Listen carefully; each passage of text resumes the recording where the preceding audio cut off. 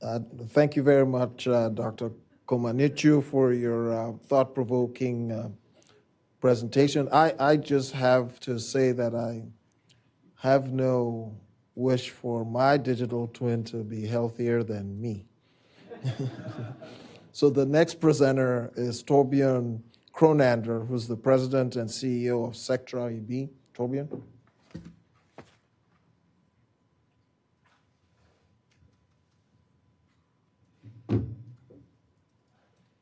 All right, thank you.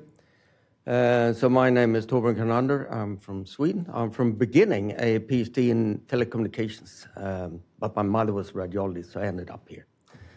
I was the founder and largest shareholder of Sectra, who's a PACS radiology company, but increasingly also pathology radiology company. And we saw about 8 years ago, these will merge. It was so obvious. When you went on the back of pathologists looking how they work, not in the lab, but outside of the lab, it's so close to the workflow of a radiologist. It's unbelievable, though they didn't know it. The pathologists never went to the radiology department after residency somewhere and the other way around.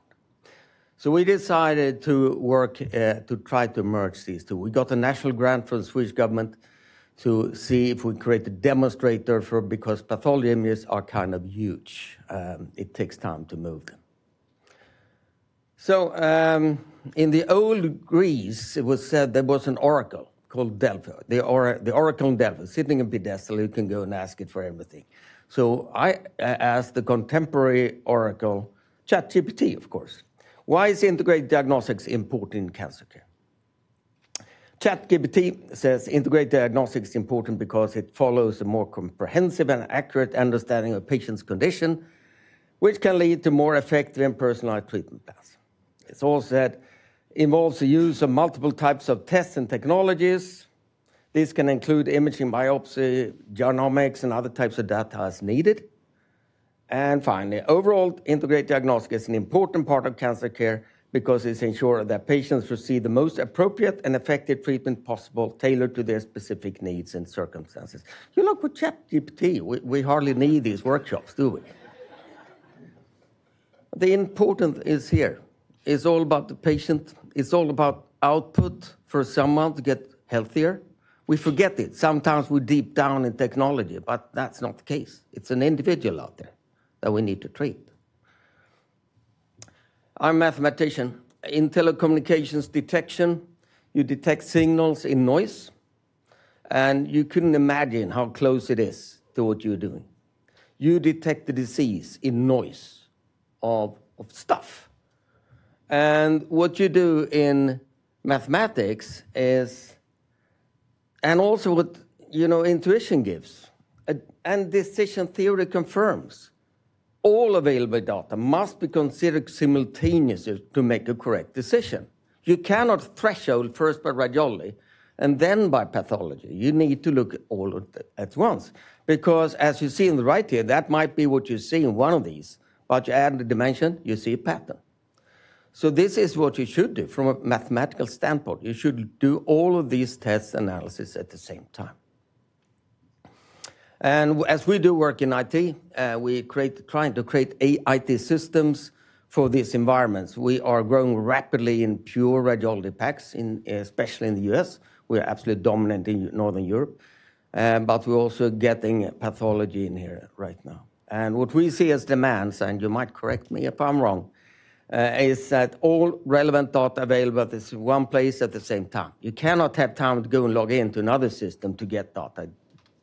The workflow and the workload of physicians today is horrendous, and it will not get better. Deep integration with AI. Today we apply AI only for images. So on radiology, you apply it for images. A good AI should be applied both to radiology and pathology at the same time, and EMR data. But that will be very difficult if all these data resides in different systems. Uniform user interfaces. The time it takes to reconfigure your brain running from one system to another one is underappreciated. We count mouse miles in our user interfaces, especially radiologists. How many mouse miles do you use per day? Take that down to half, you increase patient throughput. Unified tumor boards. Most of you have been to a tumor board. Pathologists come with one verdict, radiologists said another one, and there's no concordance. What happens? Well, the surgeons and the oncologists send them home. Work out, come back next week. What you do, you lose 1 week on that patient treatment because they couldn't have concordance before going to the tumor board. That's not good. And early discordance handling. We need to find discordance between the different specialties earlier so the tumor board can execute on an already decided diagnostic solution. So status of what we have done right now, and especially in Northern Europe, but increasingly also here, radiology, pathology, AI in one single IT system. EMR data, that's always forgotten. You think you apply AI to radiology, pathology, but you forget that without the EMR data, not even a human diagnostician can do a good job. You need that as well. Super important. Should be available. We have very close integration with Epic. So right now this works only with Epic. They have a very good open interface to us to work with, but it should be able to do with other EMRs as well. Structured reports. A report, and now your customers, the oncologists, they are not so interested in what you say in radiology and pathology. They're interested in the report that comes from you together. So we're beginning to do structured reports, but combined. Prostate. Why not have a radiology section, a pathology section, and a concordance system in the one single report? That is what we are building now as prototypes, different places. And we also are working together with University of Pennsylvania to include genomics, because genomics is becoming such a large workflow now that you need to handle it. And we think we are building right now together with UPenn a system where you can have pathology, radiology, and genomics in one single user interface, all available. And you can go between these two without actually moving. So this is the phenotype to genotype vision we have. Population health, you need that as well. Probability data, that is grossly underestimated. Even though after COVID, you do a COVID test and it says you're sick or something, but that's a probability that you're sick, right? It depends on the probability or the disease probability in the general population, but we forget that. That's called Bayes' rule in statistics.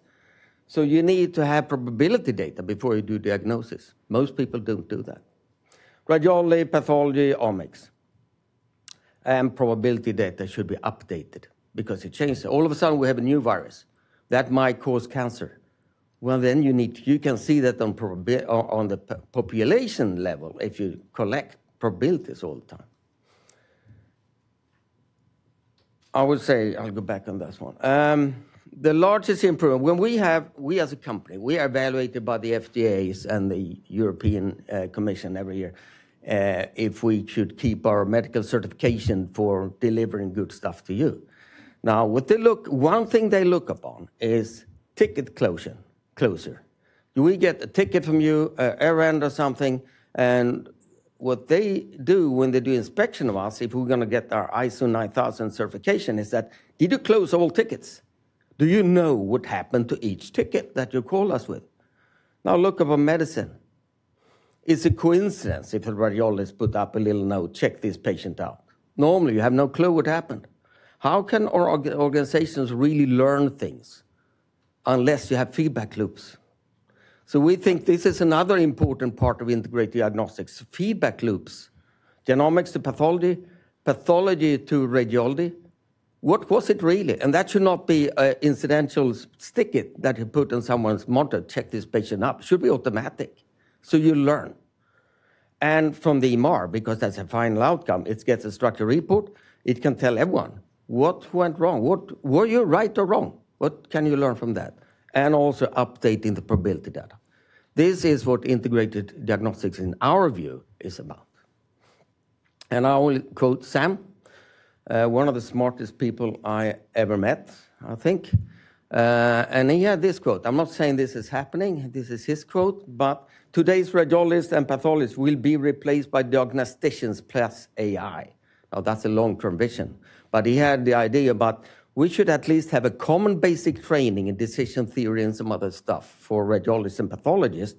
And then they can specialize in the end of that diagnostic school or whatever you call it. Reimbursement. Here in the US, hang up some money, people go there. It's a little different from Europe. To really fly, we think modified reimbursement would really help. Reimbursing diagnosis, not specific procedures.